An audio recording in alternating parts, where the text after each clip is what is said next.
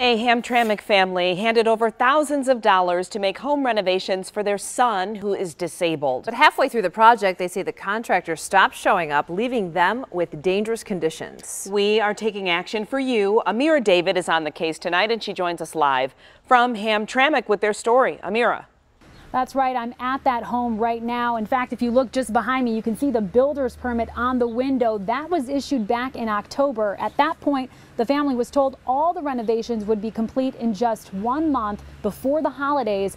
But now 6 months later, the work is still undone, and that permit is set to expire. We've gone through fall, winter, now we're into spring, and there's still no heating and cooling. For Cindy Harry and her son, wearing long sleeves and jackets indoors is now the norm. We've had to turn the boiler up to max, and then we've had to buy all these space heaters. It's been this way in their Hamtramck home since November. 5 months ago, Harry said she paid a contractor, Total Home Solutions, nearly $40,000 to make some major handicapped adjustments to accommodate her recently disabled son.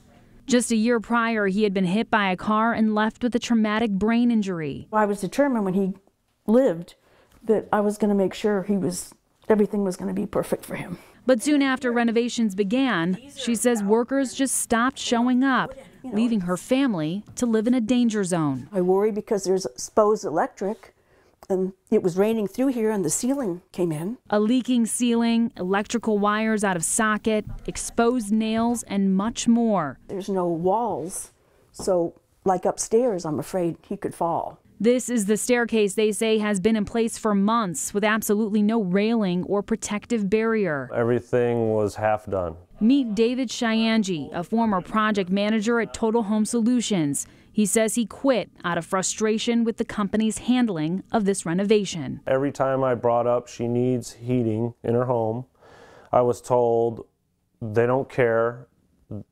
Cindy is the least of their worries. Shayanji says he grew even more concerned when he realized the client wasn't getting the high-grade products she paid for. I would say 30% of what she actually paid for was being installed.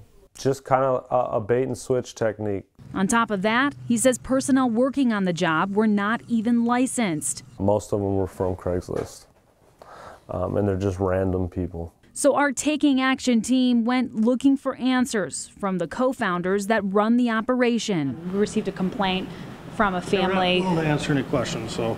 Okay, we received a complaint from a family that says you didn't finish the work on their home. They spent $40,000 with your company. Do you have any response to that? Why you weren't able to finish the work on their home? They also say you used lower grade materials than they purchased. Do you have any response whatsoever? Do you want me to leave my card so that you can contact me later? Excuse me, please, thank you. It's like they've taken away my house as well as not done their job. In Hamtramck, Amira David, 7 Action News. And since asking those questions, the family tells us the contractor did return to the home to finish the stairs, but more repairs are needed. As for the company, they say they never stopped working on the project to begin with, saying this in a statement to Channel 7. During the entire construction process, we have never left Mrs. Harry and her son without communication or forward progress. We are only awaiting a few materials that were on back order. Our responsibility as a professional remodeling company is to provide our clients with a complete job. You can find the more in-depth statement on our website, WXYZ.com. And if you